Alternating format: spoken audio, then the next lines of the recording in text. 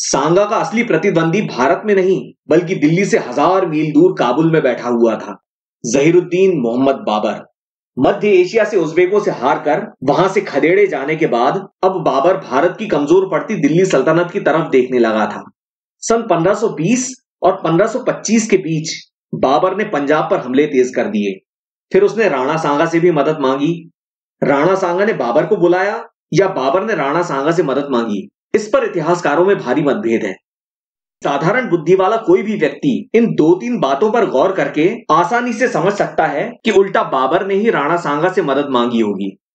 राणा सांगा ने अपने जोर पर एक बहुत बड़ा राज्य खड़ा किया था। उन्होंने दिल्ली के सुल्तान को पहले ही धूल चटा दी थी, इसलिए उन्हें यूं भी बाबर की कोई जरूरत नहीं थी। उल्टा बाबर खुद एक अनजाने देश में लड़ने जा रहा था, तो निश्चित है कि खुद बाबर को मदद की जरूरत पड़ी होगी। इब्राहिम लोदी को मिटाने के बाद बाबर ने राणा सांगा पर हमला करने का जो सबसे बड़ा कारण बताया था, उसमें उसे लोदी के खिलाफ सांगा की मदद न मिलना खास तौर पर शामिल था। बाकी का निर्णय हम आप दर्शकों पर छोड़ते हैं। बहरहाल बाबर ने सन 1525 में पंजाब पर हमला किया और लाहौर पर हमेशा के लिए कब्जा कर लिया। लाहौर से निकलकर सरहिंद होते हुए बाबर दिल्ली पर चढ़ आया और इब्राहिम लोदी बाबर को जवाब देने के लिए दिल्ली से सरहिंद की ओर निकल पड़ा। दोनों की एक जोरदार टक्कर हुई 21 अप्रैल सन 1526 के दिन, और ये थी पानीपत की पहली लड़ाई, पानीपत का पहला युद्ध, और ये एक निर्णायक युद्ध था। इस युद्ध ने भारत के, कम से कम उत्तर भारत के इतिहास को सिरे से बदल कर रख दिया। इब्राहिम लोदी मारा गया और 325 साल पुरानी दिल्ली सल्तनत का कुछ ही घंटों में सदा के लिए अंत हो गया। दिल्ली और आगरा एक ही झटके में बाबर के कब्जे में चले गए। इस लड़ाई ने मुगलों और अफगानों के बीच के पारंपरिक संघर्ष को एक कभी न खत्म होने वाला सिलसिला बना दिया। इब्राहिम लोदी तो खत्म हो गया था, पर बदाऊं, अवध, बनारस, बिहार और बंगाल, इन सब जगहों पर अफगान अभी भी मजबूत थे। उन्होंने एक संगठन बना लिया था इस उद्देश्य से कि वो बाबर को दिल्ली से बाहर भगा देंगे। इस संगठन को हम कहते हैं अफगान संघ। 2 अफगान संघ बने, पश्चिमी अफगान संघ और पूर्वी अफगान संघ। दिल्ली और आगरा के पास एक दूसरा संघ भी बना हुआ था, और वो था राणा सांगा के नेतृत्व में राजपूतों का। किसी विदेशी हमलावर को टक्कर देने के लिए पिछले 500 साल में पहली बार इस तरह का संयुक्त मोर्चा राजपूतों ने खड़ा किया था। 325 साल के बाद, यानी पृथ्वीराज चौहान की पराजय के बाद, दोबारा दिल्ली पर राजपूतों के कब्जे का सुनहरा अवसर दिखाई दे रहा था। यही सोचकर खुद राणा सांगा ने पानीपत की पहली लड़ाई में भाग न लेकर तटस्थता दिखाई थी कि बाबर तो केवल एक हमलावर है, और जैसे महमूद गजनी और तैमूर हमला करके अपने अपने देश वापस लौट गए थे, राणा ने सोचा कि बाबर भी थोड़ी बहुत लूट खसोट करेगा और दिल्ली छोड़कर लौट जाएगा, फिर दिल्ली राजपूतों के हाथ में आ जाएगी। लेकिन इस बार राणा सांगा का अनुमान गलत साबित हुआ। बाबर वापस जाने की जगह दिल्ली और आगरा में ही कुंडली मारकर बैठ गया और उल्टा राजपूतों से लड़ने की तैयारी करने लगा। असल में देखा जाए तो बाबर के भारत में 3 संभावित शत्रु थे, इब्राहिम लोदी, पूर्वी और पश्चिमी अफगान संघ और राणा सांगा का राजपूत संघ। इन तीनों में बाबर के लिए सबसे घातक शत्रु थे राणा सांगा। तो बाबर ने लोदी को खत्म करके सबसे पहले राणा सांगा से लोहा लेने का निश्चय किया। अब तक इब्राहिम लोदी के बचे खुचे वफादार भी राणा सांगा से जा मिले थे, तो ये मुकाबला पानीपत से भी ज्यादा भयंकर होने वाला था।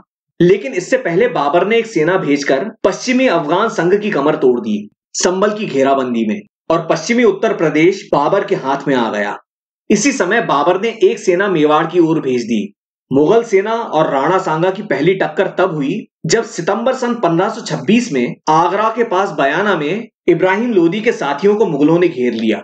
मुगलों को हारकर लौटना पड़ा, पर अफगानों ने आखिर नवंबर में बयाना का किला बाबर के हवाले कर दिया।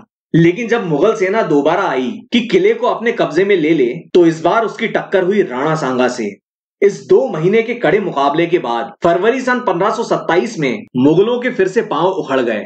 इस महत्वपूर्ण जीत के बाद राजपूतों ने वही भूल दोहराई जो आज की तारीख तक भारतीय करते चले आ रहे हैं, क्षणिक और तात्कालिक जीत को अंतिम और निर्णायक विजय समझ लेना।